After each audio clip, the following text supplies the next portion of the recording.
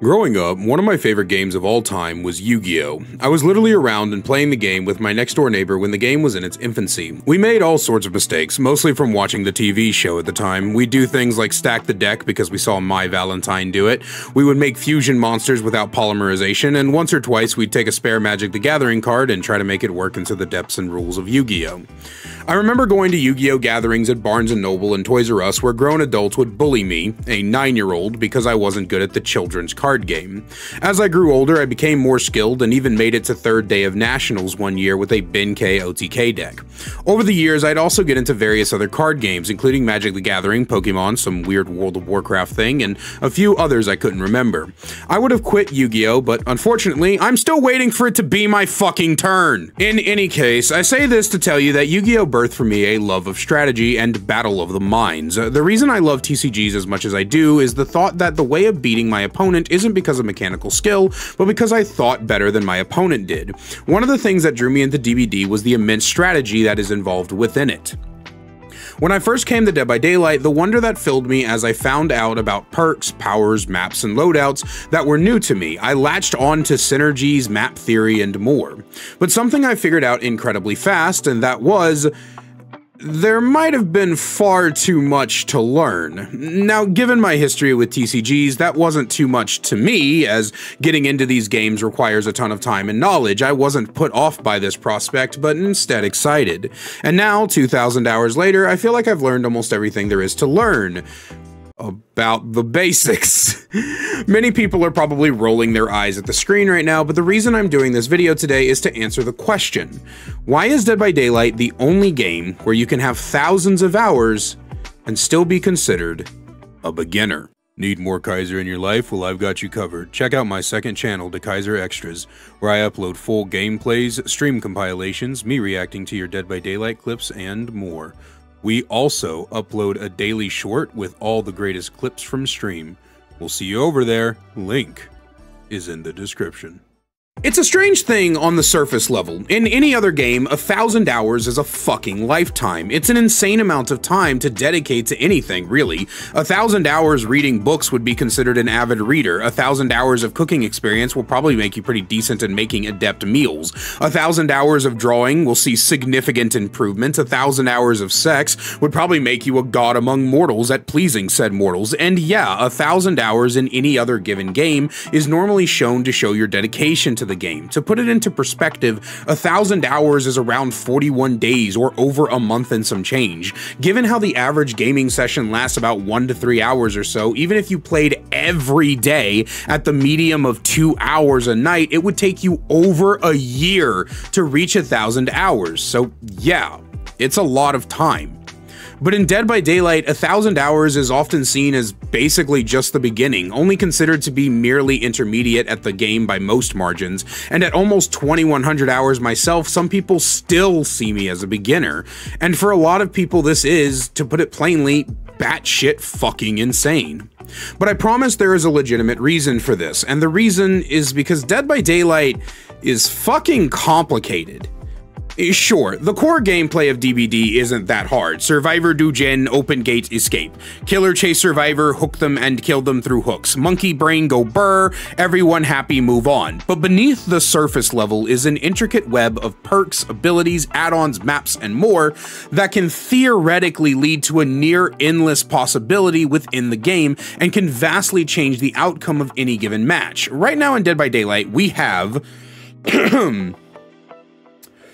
37 unique killers with unique abilities, some killers possessing 2 or even 3 powers. Each of those powers is played against in a different way, and each killer has 20 add-ons that add additional effects, timings, and more that you have to keep a track of and an eye out for. 31 different survivor items, including rarity variants and event special variants, with 57 add-ons spread amongst the various items affecting timings and occurring special effects that vastly turn the tide of a match. 58 total maps, with many of them having RNG layouts and therefore even harder to memorize, 146 survivor perks, and 124 killer perks for a total of 270 perks that can all be combined in factors of up to 4, and nearly all of them can influence the game in multiple and sometimes unpredictable ways.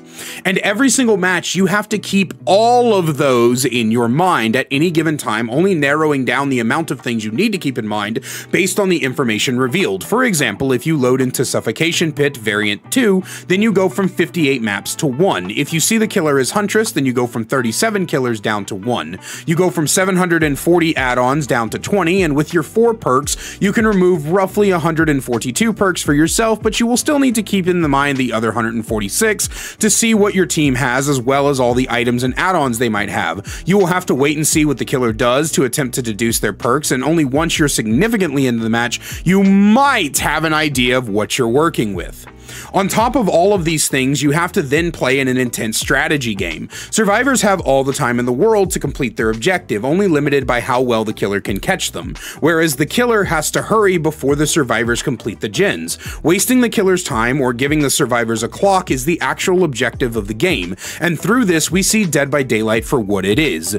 Your mechanics don't matter that much. Some killers are incredibly mechanically intensive, but even if you have the blight skills of Lilith Omen, it's not going to matter if you don't understand basic patrol routes, map layouts, perk effects, and more. You have to keep tabs on where things are happening. When was the last time you saw the Auto? How much progress did that gen back there have, etc, etc. DBD isn't like an Overwatch match where both teams meet in the middle and have a big old brawl to see who's the best. It's more like Hearthstone, where the cards are your perks, the battlefield is the map, and the players' locations are the life totals. Actually, it's more like a game of chess, where every piece has its place, and you have to constantly be thinking about where the pieces are in relation to each other. While it's possible to have a casual, chill game of Dead by Daylight, if you aren't putting thought into all of these factors, then you aren't playing the game at the highest level you can. And while there's nothing wrong with that, it is the answer to the original question. Being good in Dead by Daylight takes more hours than any other game out there because it's not like any other game out there. It's a knowledge-based game, and much of your time is spent going to just be learning the sheer amount of shit in this game. And I love that. I want more knowledge checks in the game. I think that complexity in the game like this is fine, given that the game provides more tools needed for people to learn from. Which it unfortunately doesn't. I remember I once read a comment from an actual delusional person who said that at 500 hours, they were actually really good at the game, and the truth is, no, you're not. That's not an ego thing, and I'm not trying to be mean here, it's just facts. You can't be good at this game after 500 hours, because to be good at this game, you have to retain an immense amount of knowledge, not just memorizing what everything does, but how everything interacts with everything else. It's not enough to know Deathslinger shoots you with a spear from 18 meters away, you also have to know all his add-ons, how those add-ons affect his breakpoints, what map is he on, and how does a good slinger typically play each of the tiles, and more importantly, what tiles are surrounding the tile that you're on so you can waste as much of his time as possible. As a killer, you have to know the killer you're playing, how survivors run tiles, and what tiles surround the tile you're at. You have to understand your weaknesses and play to patch them while also adapting on the fly to the playstyle of each and every survivor in the match.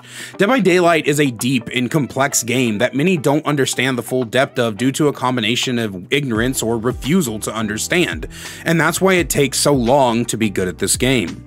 But that's all I have for you guys today. Please let me know what you think down in the comments section down below. I'm sure it's going to be an absolute joy to go through. And as always, a great big special thank you to my channel members listed on screen now. If you want to find out how to become a channel member today and get awesome perks like seeing videos early, merch discount codes, and if you are a new player that needs a lot of help with this game, you can also submit for coaching by checking the channel memberships down below to see how you can get in on that. And outside of that, I love you guys so much, and I will see you in the next one. If you're a fan of Dungeons & Dragons, then check out my other channel, Kaiser the Bard, where I do things like discuss the game, give you DM and player tips, and more. We'll see you over there. Link is in the description.